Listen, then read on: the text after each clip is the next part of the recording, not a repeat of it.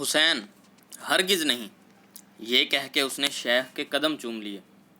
دوسرے دن علی الصباح وہ شیخ علی وجودی سے خط سفارشی لے کے رخصت ہوا اور مشرق کی راہ لی۔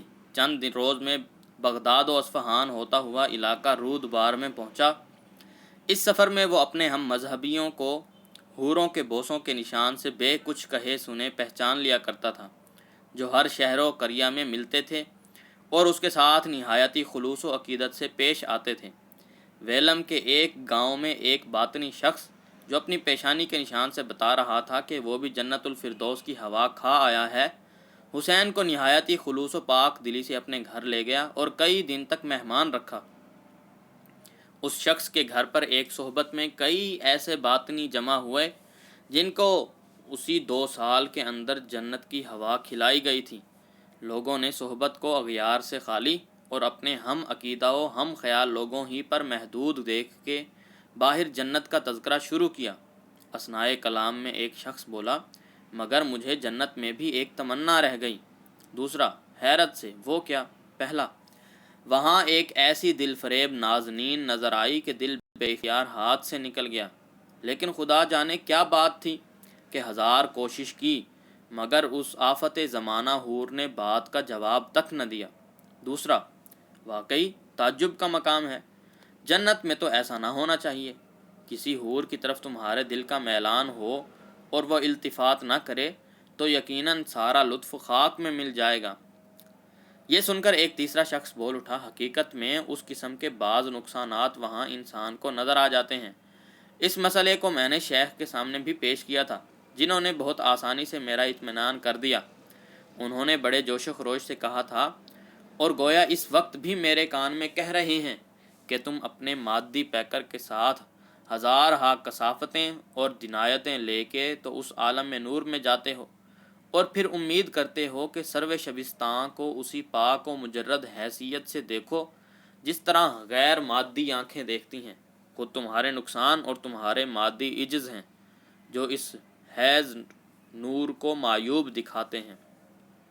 پہلا، اور وہاں میں نے یہ بھی سنا تھا کہ اس حور میں ذاتاً نقصان موجود تھا، پھر تم کو اپنی مادی آنکھوں سے اور زیادہ بدنما نظر آیا تھا۔ دوسرا، بے شک یہی سبب ہوگا۔ اول تو اس حور میں ذاتاً نقصان موجود تھا، پھر ہمیں اپنی مادی آنکھوں سے اور زیادہ بدنما نظر آیا۔ حسین، کسی قدر تعلق کے خاطر سے، اور کچھ یہ بھی معلوم ہوا کہ اس حور کا نام کیا تھا؟ پہلا، ہاں، مجھے بتایا گیا کہ اس کا نام زمرد ہے، اور میری حور نے جس کے آغوش کا مزہ زندگی بھر نہ بھولے گا، یہ بھی بتایا کہ اسے کسی خاکی پیکر سے اس قدر تعلق ہے کہ جنت کی سیر کرنے والوں میں کسی کی طرف التفات نہیں کرتی۔ دوسرے دن حسین یہاں سے رخصت ہو کے آگے روانہ ہوا اور 2 ہی 4 روز میں قلعہ الموت کے پھاٹک پر کھڑا تھا۔ چھٹا باب، مردود ازلی۔ قلعہ الموت کے پھاٹک پر حسین روکا گیا، اور چونکہ اندر داخل ہونے کا اجازت نامہ نہیں پیش کر سکا، لہٰذا وہی خط جو شیخ علی وجودی نے لکھا تھا اس سے لے کے قلعہ دار کے پاس بھیجا گیا۔ پھر رکن الدین خورشاہ کے ملاحظہ میں پیش کیا، جو ان دنوں تمام باطنین کا امام اور علی ذاکرۃ السلام کا پوتا تھا۔ خورشاہ کا ہنور اٹھتا شباب تھا، مگر چونکہ ان لوگوں کی عقیدت میں امام پیدا ہوتے ہی امام ہوتا ہے، لہٰذا ان کے تقدس و وجاہت میں نو عمری سے کوئی فرق نہیں ہونے پاتا۔ ان کے نزدیک اگر رتبہ امامت حاصل ہو تو ایک 6 برس کا بچہ اور 60 برس کا بوڑھا دونوں یکساں معصوم ہیں، اور دونوں کے احکام یکساں طریقے سے واجب التعمیل ہیں۔ یہ سلطنت اور یہ مذہب دونوں حسن بن صباح کی بے نظیر کوششوں سے قائم ہوئے تھے، جس کو اب 1.5 برس گزر چکے تھے، اور باوجود یہ کہ دنیا میں بڑے بڑے انقلاب ہو گئے، مگر اس خاندان کا وہی دور دورہ رہا۔ بعض دلیر اور اولو العزم حملہ آوروں نے 2-1 مرتبہ یہاں سیاسی قوت کو ضرر پہنچایا، مگر بعض اثرات پہلے سے زیادہ ترقی پر ہیں، اور الموت کا قلعہ اسی طرح مامون و محفوظ چلا آتا، جس پر مخالفت کے ساتھ کوئی پرندہ بھی پر نہیں مار سکتا۔ مذہبی مقتدائی کا تاج تو یہاں کے تاجداروں کے سر پر ابتدا ہی سے تھا، مگر علی ذاکرۃ السلام کے عہد سے یہ لوگ اپنے آپ کو امام اور یادگار خاندان بنی فاطمہ بھی کہنے لگے، اس لیے کہ ذاکرۃ السلام نے دعویٰ کیا کہ جب میں بچہ تھا تو نظارین مستنصر فاطمی کے پوتے سے مخفی طور پر بدل لیا گیا۔ اس وقت ان لوگوں نے اعلانیہ امامت کا دعویٰ کر دیا اور اب اپنے آپ کو نور محض اور لاہوت و ناسوت کا برزخ ظاہر کرتے ہیں۔ جو لوگ بادشاہ یا امام کے احکام بے عذر بے حجت آنکھیں بند کر کے بجا لاتے ہیں اور جن کے خنجر سے سارا زمانہ کانپ رہا ہے، فدائی کہلاتے ہیں۔ ان کی یہ حالت ہے کہ مقتدا اور فرما رواں کے حکم پر جان دینا اور خودکشی ہی کو ذریعہ نجات سمجھتے ہیں۔ انہی فدائیوں کی وجہ سے جو روب و داب رکن الدین خورشاہ کے دربار میں ہے، شاید اس عہد کے کسی بادشاہ کے دربار میں نہ نظر آتا ہوگا۔ یہاں کسی کی اتنی بھی مجال نہیں کہ بادشاہ کے سامنے بے ادبی و مخالفت کا خیال بھی دل میں لا سکے۔ شیخ علی وجودی کا خط دیکھتے ہی حسین کو بازریابی کی اجازت دی گئی۔ حسین نے سامنے جا کے جیسے ہی فرما روائے الموت کی صورت دیکھی، دوڑ کے قدموں میں گر پڑا اور چلایا، ہاذا امامی، ہاذا امامی۔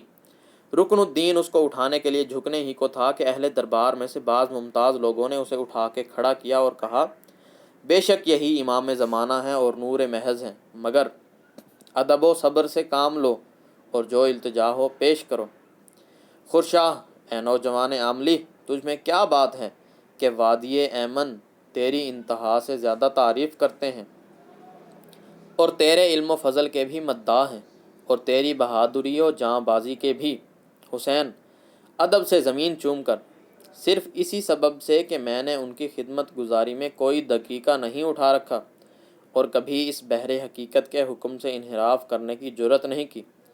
خورشاہ، اور اب شیخ نے تجھے کس غرض سے یہاں بھیجا ہے؟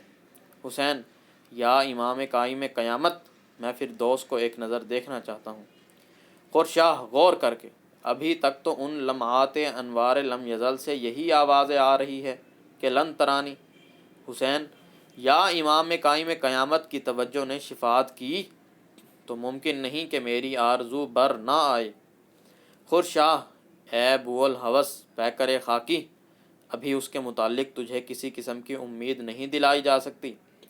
یہ کہہ کے خورشاہ ایک اور شخص کی طرف متوجہ ہونے کو تھا کہ حسین نے آپ دیدہ ہو کے اور پر درد اور مایوسی کی آواز میں کہا، تو اس ادنا جاں نثار بارگاہ امامت کو اجازت ملے کہ اس آستانے میں ٹھہر کے اس وقت کا انتظار کریں جب کہ یہ آرزو بر آئے گی۔ آئندہ عید قائم قیامت کے موقع پر وادی ایمن بھی یہاں تشریف لائیں گے، اور کیا عجب کہ اس دن جب کہ قائم قیامت اور امام یکجاں ہوں گے اور مخلوق کو خالق سے یا پرتاؤ کو نور سے زیادہ قربت ہوگی، میری دعا قبول ہو جائے۔ خورشاہ، اچھا ٹھہرو، مگر یہ خیال رہے کہ یہاں کے امتحان زیادہ سخت ہیں۔ حسین، میں ہر قسم کے امتحان دینے کو تیار ہوں۔ خورشاہ نے اس کے بعد دوسرے شخص کی طرف توجہ کی اور پوچھا، دیدار کب آئے؟ دیدار ہاتھ جوڑ کے، آج ہی صبح کو۔ خورشاہ، اور جس کام کے لیے گئے تھے وہ پورا ہو گیا؟ دیدار، میرا خنجر کبھی خالی گیا ہے؟ اگرچہ مہم دشوار تھی، مگر جنت کے شوق میں وہاں پہنچا اور امام کے حکم کو نہایت کامیابی سے پورا کیا۔ خورشاہ، ہاں بیان کرو، تم نے چغتائی خان کو کیوں قتل کیا؟ دیدار، یا امام قائم قیامت، ترکستان میں اس جان نثار کا نام متقی تھا۔ وہاں کی مختلف صحبتوں میں شریک ہو کے فدوی نے ایسی ہر دل عزیزی پیدا کی کہ منقو خان، چغتائی خان کے بہادر بیٹے کے دل میں مجھ سے ملنے کا شوق پیدا ہوا۔ اس نے مجھے بلوا کے اپنے گھر میں رکھا اور کئی مہینے تک یہی حالت رہی کہ جب تک میں نہ ہوتا کسی بات میں اس کا دل ہی نہ لگتا۔ اس نے مجھے اپنے باپ سے ملایا۔ چغتائی خان بھی میری باتوں کا دیوانہ تھا۔ چند روز تک باپ بیٹوں کا میرے سوا کوئی انیس و جلیس نہ تھا۔ چغتائی خان اپنی ذات سے ایسا زبردست اور قوی ہیکل واقع ہوا تھا کہ اس پر حملہ کر کے کامیاب ہونا مجھے نہایت دشوار نظر آیا، اور اس وجہ سے مجھے کئی مرتبہ موقع ملنے پر بھی جرأت نہ ہوئی۔ آخر ایک روز رات کو جب ہلاکو خان کسی بڑی مہم سے آیا تھا اور منقو خان اس سے ملنے گیا تھا، چغتائی خان مجھے تنہائی میں سوتا ہوا مل گیا۔ اس سے زیادہ مناسب موقع ملنے کی امید نہ ہو سکتی تھی۔ میں نے چپکے ہی چپکے پہلے اس کے ہاتھ پاؤں ایک رسی سے باندھ دیے اور پھر اس پر چڑھ کے اس کا کام تمام کر دیا۔ اس کے بعد میں واپس چلا آیا، مگر مجھے حکم ہوا تھا کہ ان لوگوں کو بتا بھی دوں کہ چغتائی خان قتل کر دیا گیا ہے۔ اس غرض کے لیے ان تمام حالات کو ایک خط میں لکھ کے میں نے پہلے ہی اپنے پاس رکھ لیا تھا۔ اب اسی خط کو لے کے ہلاکو خان کی فرودگاہ کی طرف چلا۔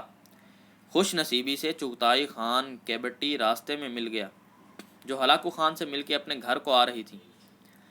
رات کے اندھیرے میں میں نے وہ خط اس کے ہاتھ میں چپکے سے رکھ دیا اور بھاگ کے قریب کے جنگل میں چھپ رہا۔ دوسرے دن صبح کو مجھے معلوم ہوا کہ کراکرم ماتم کدہ بنا ہوا ہے اور ہر شخص کو میری جستجو ہے۔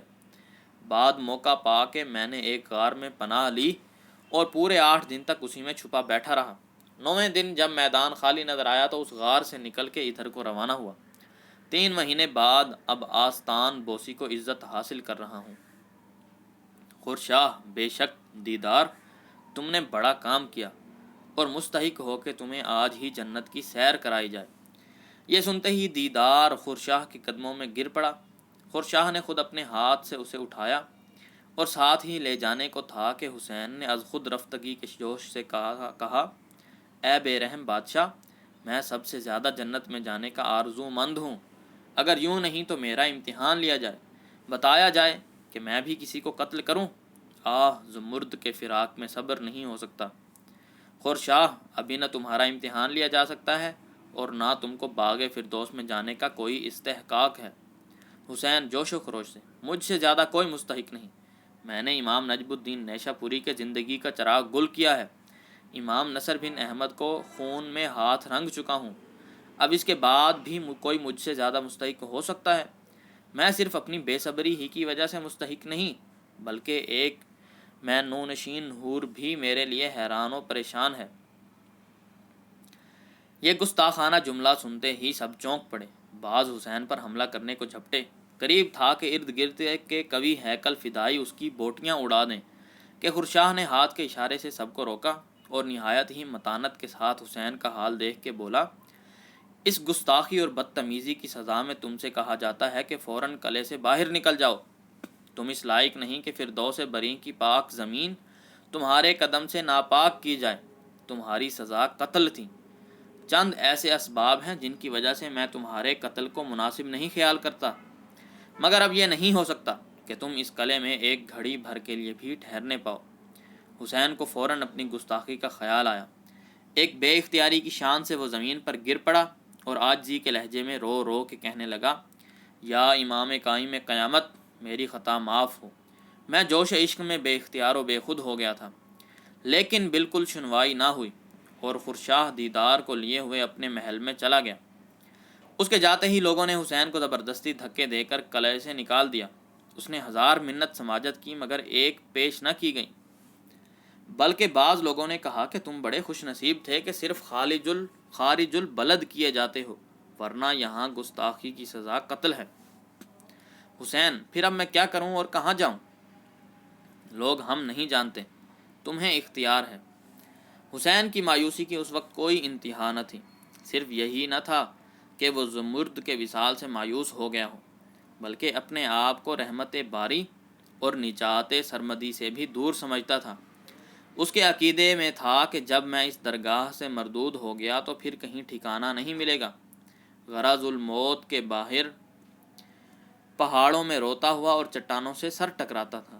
دل میں آئی کہ اپنے شیخ علی وجودی کے پاس جا کے ان سے معافی کی درخواست کرے، مگر خیال کیا اس بارگاہ امامت سے نکالے جانے کے بعد وہ بھی اپنے ہاں پناہ نہ دیں گے۔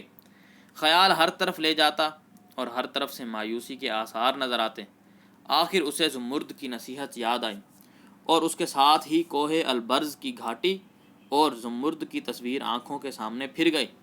یکا یک آپ ہی کہہ اٹھا، تو مجھے وہاں چلنا چاہیے۔ بس اب میرے لیے وہاں کے سوا اور کوئی پناہ کی جگہ نہیں۔ مگر اس کے ساتھ ہی دل میں خیال گزرا کہ اب تو وہاں بھی مقدوری کی امید نہیں۔ جب اس نورستان اور سرو شبستان سے میرے تعلقات مطلقاً قطع کر دیے گئے تو وہ بھی مجھ سے ناخوش ہوگی، اور اگر بالفرض خوش بھی ہو اور وہ قدیم محبت اس کے دل میں باقی بھی ہو تو یہ کیوں کر ممکن ہوگا کہ امام اور مرشد کے خلاف وہ مجھے کسی قسم کی مدد دے سکے؟ اب یہ بھی امید نظر نہیں آتی کہ پہلے کی طرح اور وعدے کے مطابق وہ مجھے کامیابی کا کوئی راستہ بتا سکے۔ یہ خیال کر کے وہ پھوٹ پھوٹ کے رونے لگا۔ بار بار دل میں آتی تھی کہ انہی پہاڑوں سے ٹکرا کے خودکشی کرے، مگر اس میں اور زیادہ مایوسی کا یقین تھا۔ آخر اس نے دل میں یہی فیصلہ کیا، چلو زمرد ہی کی قبر پر چل کے بیٹھوں۔ اگر دل کی الجھن زیادہ بڑھے گی تو اس حور وش کی قبر کو سینے سے لگا لوں گا۔ یہ فیصلہ کر کے وہ روتا اور سر دھنتا ہوا پہلے قزوین گیا، پھر قزوین سے نکل کر کوہ البرز کی اتنی پرانی گھاٹی پر پہنچا اور وہیں مقیم ہو گیا۔ اتنے انقلاب، اتنی سرگردانی کے بعد اب پھر وہ معشوق دلبر کی تربت کا مجاور ہے۔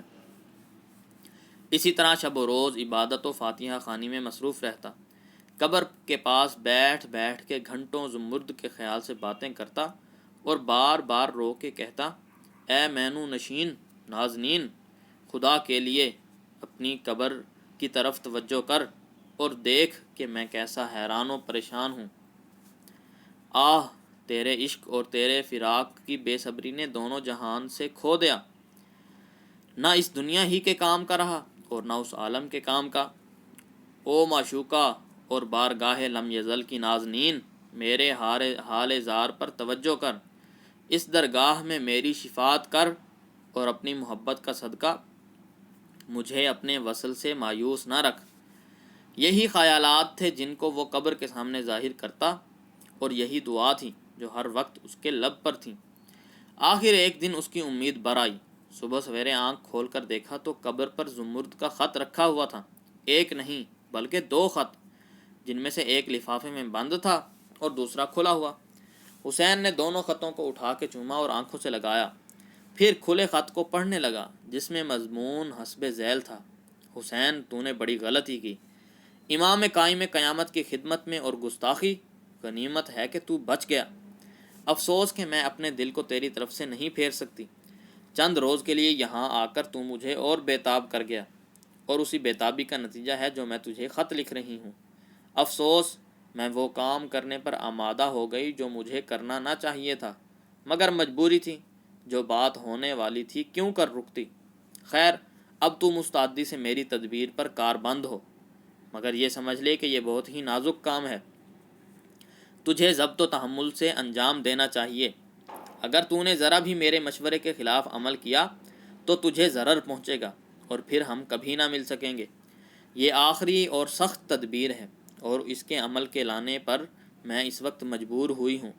جب یہ یقین ہو گیا کہ تیرے لیے اب امید اور آرزو کے سب دروازے بند ہو گئے، یہ دوسرا خط تجھے اس خط جو کے ساتھ ملے گا اور بند ہے، اسی طرح بند رکھ، اس کو لے کے مشرق کی طرف روانہ ہو اور سیدھا شہر کراکرم میں جو کاشغر کے قریب ہے پہنچ۔ وہاں مغلوں کی شاہی خاندان میں ایک ملکہ ہے، بلغان خاتون، اس سے تنہائی میں ملنے کی کوشش کر اور میرا یہ خط اسے دے دیں۔ اس امر کی کوشش نہ کر کہ اس میں کیا لکھا ہے، اور نہ اس امر کو بلغان خاتون سے پوچھنا، وہ تجھ سے جو سوال کرے بس اس کا صحیح جواب دے دیں، اور ملکہ بلغان خاتون جس امر کا ارادہ کرے اس میں اس کی پیروی کر۔ اگر وہ تیرے ساتھ آنا چاہے تو اسے اور جو لوگ اس کے ساتھ ہوں ان سب کو میری قبر پر لا کر کھڑا کر دے۔ بلغان خاتون غالباً تجھ سے اخلاق سے پیش آئے گی اور یقین ہے کہ اپنی قوم کے ایک لشکر کے ساتھ ادھر آنے کا ارادہ کرے گی۔ تو خوشی سے اس کی راہبری کرنا اور منتظر رہ کہ پردہ غیب سے کیا ظاہر ہوتا ہے۔ تیری دل دادا زمرد۔ حسین یہ خط پڑھتے ہی فوراً کراکرم کی طرف چل کھڑا ہوا۔ راستے میں بار بار اس کے دل میں آتا تھا کہ مجھے وہاں بھیجنے سے زمرد کی کیا غرض ہے، مگر اس کو وہ خود ہی مٹاتا اور کہتا کہ ان معاملات کے تجسس سے زمرد نے منع کیا ہے۔ تاہم ایک چیز کی اسے بڑی فکر تھی، وہ یہ کہ زمرد نے ملکہ کو سوالوں کا سچ سچ جواب دینے کی ہدایت کی ہے، اور میں ایسے کام کر چکا ہوں جن کے ظاہر کرنے میں ہر جگہ جان کا اندیشہ ہے۔ کیا یہ بتا دوں کہ میں نے امام نجم الدین نیشا پوری کے بے خطا و قصور قتل کیا، یا امام نصر بن احمد کی نماز پڑھنے میں جان لی؟ اور سب باتیں درکنار، وہاں تو شاید اگر یہ بھی معلوم ہو گیا کہ مجھے فرقہ باطنیہ سے کوئی تعلق ہے تو واجب القتل قرار دیا جاؤں گا۔ کئی مہینے جو منازل سفر طے کرنے میں صرف ہوئے انہی خیالات اور اسی قسم کے ترددات میں گزرے۔ آخر وہ چلتے چلتے ترکستان کی حدود میں داخل ہوا اور چند روز بعد خاص شہر کراکرم میں وارد ہوا جو تاتاریوں کا پایہ تخت تھا۔ کراکرم میں پہنچ کے بھی کئی مہینے گزر گئے مگر شہزادی بلغان خاتون تک رسائی نہ ہوئی، جس کے حسن و جمال کے قصے سارے شہر میں مشہور تھے اور کہا جاتا تھا کہ اپنے باپ کے مارے جانے کے صدمے سے تمام لذائذ دنیوی سے علیحدہ ہو گئی ہے۔ آبادی سے باہر اس کا ایک باغ تھا جس میں ایک وسیع اور دلچسپ شکار گاہ بنی ہوئی تھی، مگر باپ کے غم نے ایسا پژمردہ کر دیا تھا کہ اس نے اب اس باغ میں آنا بھی چھوڑ دیا تھا۔ ایک دن حسین وسط شہر میں کھڑا تھا کہ ناگہاں غل ہوا، شہزادی بلغان خاتون آئی ہے۔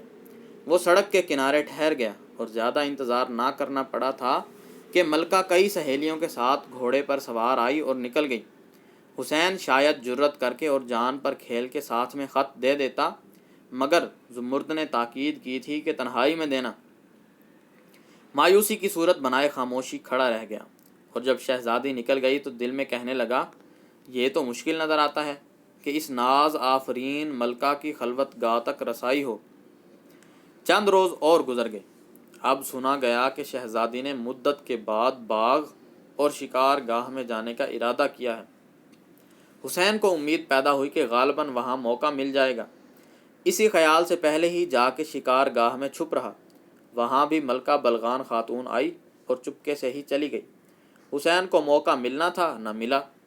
کئی دفعہ وہ ملکہ سے دوچار ہوا مگر ہر مرتبہ کوئی نہ کوئی سہیلی ضرور موجود ہوتی۔ جب حسین کو زیادہ مایوسی ہوئی تو آخر تدبیر یہ کی کہ نوکری کا امیدوار بن کے ملکہ کی ڈیوڑی پر پہنچا اور ملازمت کی درخواست کی۔ اتنے دن کراکرم میں رہ کے اس نے چند ایسے دوست بھی پیدا کر لیے تھے جنہوں نے اس کی سفارش کی اور اسے بدشواری ملکہ کا داروغہ استبل ہونے کی عزت حاصل ہو گئی۔ اس نوکری کے بعد بھی 2 مہینے تک اسے تنہائی میں ملنے کا موقع نہ ملا۔ آخر ایک مرتبہ صبح سویرے جبکہ ملکہ اپنے بستر ناز سے اٹھ کر غسل خانے میں جا رہی تھی اور بالکل اکیلی تھی، وہ سامنے آ گیا اور جھک کر سلام کیا۔ بلغان خاتون حسین کو غیر معمولی طور پر سد راہ دیکھ کے ٹھہر گئی اور پوچھا کیوں، کیا بات ہے؟ حسین زمین چوم کے، شہزادی کی خدمت میں ایک خط پہنچانا ہے جس کو لیے ہوئے 6 مہینے سے کراکرم میں پھر رہا ہوں، اور صرف اس وجہ سے کہ بغیر تنہائی کے مجھے اس خط کے پیش کرنے کی اجازت نہ تھی اتنی تاخیر ہوئی۔ اسی غرض کے لیے مجبوراً میں نے شہزادی کی ملازمت اختیار کر لی۔ بڑی بڑی نامرادیوں کے بعد خوش نصیبی سے اس خط کے پیش کرنے کا موقع ملا ہے۔ یہ کہہ کر اس نے زمرد کا خط نکال کر شہزادی کی طرف بڑھایا۔ شہزادی بلغان خاتون تاتاری عورتوں میں ہی نہیں، تاتاری رؤسا کے بھی خلاف ایک نہایت ہی شائستہ اور تعلیم یافتہ ملکہ تھی۔ وہ فارسی زبان میں بے تکلف گفتگو کرتی تھی، اس قدر نہیں بلکہ شعرائے فارس کے کلام کی اچھی طرح داد دے سکتی تھی اور مشکل اور بلیغ فارسی کو بوجہ احسن سمجھ لیتی تھی۔ خط کو ہاتھ میں لیتے ہی اس نے غور سے دیکھا، پھر لفافے کو سادہ پا کے تعجب سے حسین کی صورت دیکھی اور پوچھا یہ خط کس نے بھیجا ہے؟ حسین شہزادی کو پڑھنے کے بعد خود ہی معلوم ہو جائے گا۔ مجھے صرف اتنا معلوم ہے کہ یہ خط کسی انسان کا نہیں بلکہ ایک حور کی طرف سے ہے جس کا نشیمن اس سرو شبستان اعلیٰ اور حیز نور میں ہے۔ بلغان خاتون نے یہ جواب سن کے اور حیرت زدہ ہو کے حسین کی صورت دیکھی اور پوچھا اگر فردوس بنی کی کسی حور کا خط ہے تو تم کو کیوں کر ملا اور تم سے اس کا کیا تعلق؟ حسین بس اتنا ہی تعلق ہے کہ اس کی یاد میں سر دھنتا ہوں اور کبھی کبھی وہ کوئی خط کسی روحانی ذریعے سے میرے پاس پہنچا دیتی ہیں۔ تاتاری شہزادی یہ جواب سن کے اور متحیر ہوئی اور دیر تک حسین کو غور سے دیکھتی رہی، پھر دل میں سوچ کر بولی اچھا اب اس وقت تم جاؤ، اس خط کو اطمینان سے پڑھ کر میں تم کو بلاؤں گی۔ حسین سینے پر ادب سے ہاتھ رکھ کے بہتر، مگر اتنا خیال رہے کہ اس بارے میں جو کچھ دریافت فرمانا ہو شہزادی اسی طرح تنہائی میں بلا کے دریافت فرمائیں، میں اپنے راز کو کسی اور کے سامنے صحیح طور پر بیان نہیں کر سکتا۔ بلغان خاتون میں اکیلی ہی ملوں گی۔ یہ خط اور حسین کا بیان معمولی چیزیں نہ تھیں۔ شہزادی بلغان خاتون نہانا بھی بھول گئی اور حسین کے واپس جاتے ہی پھر اپنی خواب گاہ کی طرف پلٹ گئی۔ تنہا بیٹھ کے خط کو کھولا اور نہایت توجہ اور مستعدی سے پڑھنے لگی۔ مضمون حسب ذیل تھا: او غمزدہ اور نیک دل شہزادی، تو اپنے باپ کے غم میں مبتلا ہے، جو باطنین کے فدائی دیدار کے ہاتھوں سے نہایت دغا بازی کے ساتھ قتل ہوا۔ مجھے تیرے رنج و الم سے ہمدردی ہے، اسی لیے اپنے منصب کے خلاف تجھے خبر دیتی ہوں کہ دیدار یہاں قلعہ الموت میں بیٹھا جنت کے مزے لوٹ رہا ہے۔ اگر اپنے باپ کا انتقام لینا چاہتی ہے، اگر دنیا کے پردے سے ایک بہت بڑا فتنہ دور کرنا چاہتی ہے، تو اسی حسین کے ساتھ جو میرا خط لایا ہے اور جو جنت کی زیارت کے شوق میں عقل و ہوش بلکہ دین و ایمان کھو چکا ہے، کوہ البرز کی وادی میں میری تربت پر آ کے پتھر کو الٹ، اس کے نیچے تو میرا دوسرا خط پائے گی جو تیری راہبری کرے گا، اور تو اپنے باپ کے انتقام کے ساتھ ایک بڑے طلسم کو توڑ کے دنیا کا سب سے بڑا راز کھولے گی۔ اس وقت تجھے معلوم ہو جائے گا کہ دنیا اور ملائے اعلیٰ میں کتنا فرق ہے۔ حسین سے تو اس کے حالات پوچھ سکتی ہے، جس سے تجھے معلوم ہوگا کہ اس کے دل پر فردوس بری کا کتنا اثر ہے۔ جہاں میں ہوں یہی جنت میں تجھے بے منت دکھاؤں گی، اور تیرا مجرم تیرے ہاتھ میں ہوگا، لہٰذا آ اور جلدی آ، مگر خیال رہے کہ 27 رمضان کی صبح کو میری تربت پر موجود ہو۔ اس کے لیے یہ بھی ضروری ہے کہ کافی تعداد میں ایک تاتاری لشکر تیرے قریب ہی موجود رہے، لیکن میری قبر پر تجھے اپنے ساتھ میں 4 آدمیوں سے زیادہ کو نہ لانا چاہیے۔ مینو نشین زمرد۔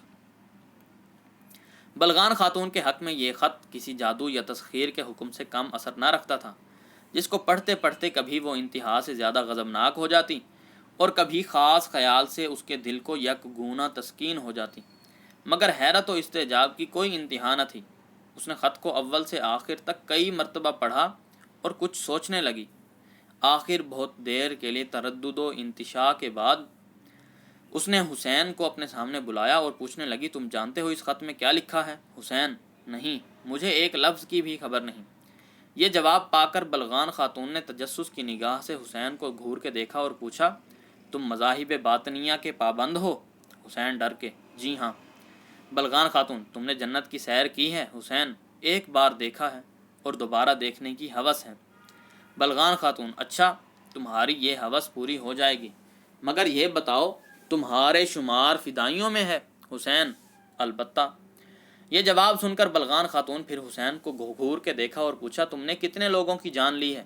حسین: صرف 2 شخصوں کی، مگر بڑے بڑے شخص، جن کے قتل کرنے کا مجھے بھی افسوس ہے۔ بلغان خاتون: ان پر خنجر چلاتے وقت تمہیں ترس نہ آیا؟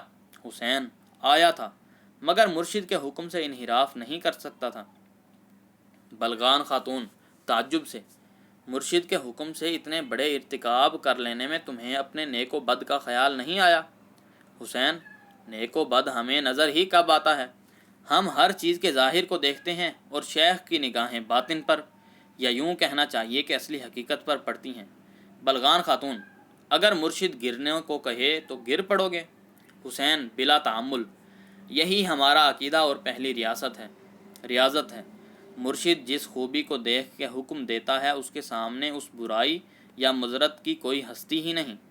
بلغان خاتون: زمرد کی تم سے کیوں کر مفارقت ہوئی؟ حسین: میں منع کرتا رہا، اس نے نہ مانا، اور کوہ البرز کی اس گھاٹی میں چلی گئی جہاں کبھی کبھی پریوں کا گزر ہوتا ہے۔ ہمارے جاتے ہی پریاں بھی آ پہنچیں، انہوں نے آتے ہی اسے مار ڈالا اور اس کی وہاں قبر بنا دی، جس پر مدتوں میں آہوزاری کرتا رہا۔ شہادت نے زمرد کو فردوس بری میں پہنچا دیا اور میں قبر پر پڑا موت کا منتظر تھا کہ زمرد نے فردوس بری سے خط بھیج کے مجھے فرقہ ناجیہ باطنیہ میں داخل ہونے کی ہدایت کی اور اپنے پاس پہنچنے کا طریقہ بتایا۔ اس کی ہدایتوں کے مطابق عمل کر کے میں ایک بار اس کے دیدار سے شرف یاب ہو چکا ہوں، مگر افسوس پھر ملنے کی امید نہیں۔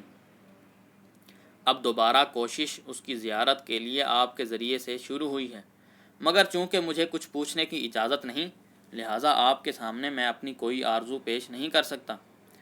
بلغان خاتون کو حسین کی اس سادہ مزاجی پر حیرت ہوئی۔ وہ کسی قدر مسکرائی اور کہا، بے شک میں اپنی آرزو میں بامراد ہوں گی اور تمہاری تمنا بر آئے گی، لیکن مجھے بھی اس مقام تک پہنچا دو جہاں زمرد کی قبر ہے، اور جس جگہ تم کہتے ہو وہاں پریوں کا نشیمن ہے۔ حسین، اس امر کا تو مجھے حکم ہو چکا ہے، شہزادی جب تشریف لے چلیں، یہ غلام ہم رکاب ہوگا۔ بلغان خاتون: حسین، اگر میں کسی کو قتل کرنے کا کہوں تو تم اسے قتل کر ڈالو گے؟ حسین: بے شک، بشرط یہ کہ اسے قتل کرنے میں کچھ مضائقہ نہ ہو۔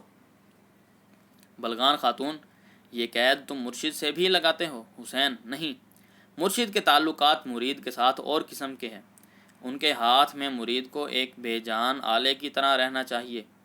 بلغان خاتون: خیر، اب تو میں سفر کا سامان کرتی ہوں، تم بھی تیار رہو۔ یہ کہہ کر شہزادی نے حسین کو رخصت کیا اور خود حمام میں گئی، مگر اس کی حیرت کسی طرح کم ہونے کو نہ آتی تھی۔ لوگ اس کے مزاج میں کوئی غیر معمولی تغیر پاتے تھے جس کے متعلق ہر شخص سوال کرتا مگر وہ خاموش رہتی۔ دوسرے دن اس نے علی الصباح ایک سانڈنی سوار کو خط دے کر کسی طرف روانہ کیا اور خود بھی روانگی کا سامان کرنے لگی، مگر اس کے لیے یہ ضروری تھا کہ اپنے ابن عم اور شہنشاہ ترکستان منکو خان سے اجازت حاصل کریں، جس کے لیے وہ ایک تردد میں تھی۔ 7واں باب، بلغان خاتون کا سفر۔ جس روز حسین نے اپنی مینو نشین معشوقہ زمرد کا خط بلغان خاتون کو پہنچایا ہے، اس کے ایک ہفتے کے بعد صبح کے وقت تاتاری شہزادی اپنے بھائی منکو خان کے پاس گئی۔ منکو خان کے دربار میں اس وقت خاندان تاتاری کے کئی معزز رؤسا موجود تھے، جن کے سامنے وہ کہتے ہوئے جھجکی اور دیر تک خاموش بیٹھی رہیں۔ اس کو چپ دیکھ کے منکو خان نے کہا، یہ غیر معمولی سکوت کیسا؟ ایک درباری: شہزادی اپنے والد کے غم کو آج تک نہیں بھولیں۔ منکو خان: ہاں بلغان، اب تو اس غم کو چھوڑ دو، اتنے دنوں تک غم و الم میں مبتلا رہنا ہماری قومی شجاعت کے خلاف ہے۔ بلغان خاتون: آہ بھائی، یہ غم بھول سکتا ہے؟ تھوڑے سکوت کے بعد: خیر، اب باتیں تو ہوتی رہیں گی، اس وقت میں ایک ضروری کام کو آئی ہوں۔ منکو خان: وہ کیا؟ بلغان خاتون: بھائی، آپ نے تو بہت سی مہمیں سر کیں، مگر اب ارادہ ہے کہ ایک مہم کو میں خاص اہتمام کے ساتھ اپنے ہاتھ سے انجام دوں۔ اس جملے کو سنتے ہی سب لوگ حیرت میں آ گئے۔ منکو خان نے اسے گھور کے دیکھا اور پوچھا، بہن خیر تو ہے؟ کیسی مہم؟ کیا میرے اسلحہ نے جواب دے دیا ہے؟ فقط تمہارے کہہ دینے کی ضرورت ہے، جس ملک یا جس قوم کو کہو، میرے جانے کی بھی ضرورت نہیں، ہمارے بہادر سپاہی جائیں گے اور ایک آن میں تہو بالا کر دیں گے۔ بلغان خاتون: یہ صحیح ہے، مگر میں چاہتی ہوں کہ اس کام کو خاص اپنے ہاتھ سے انجام دوں۔ منکو خان: آخر کون سا کام ہے اور کس پر فوج کشی کا ارادہ ہے؟ اس کے جواب میں بلغان خاتون نے زمرد کا خط اس کے سامنے رکھ دیا اور کہا، پہلے اسے پڑھ لیجئے، پھر پوچھئے گا۔ منکو خان نے خط کو اول سے آخر تک پڑھا، لیکن ختم کرنے سے پہلے ہی اس کی آنکھوں سے شعلے نکلنے لگے۔ اس نے غضب آلود چشم اور زخم شدہ ہونٹوں سے خط کو تمام کر کے غصے سے پھینک دیا اور کہا، مطمئن رہو، میں کل ہی ہلاکو خان کو لکھتا ہوں،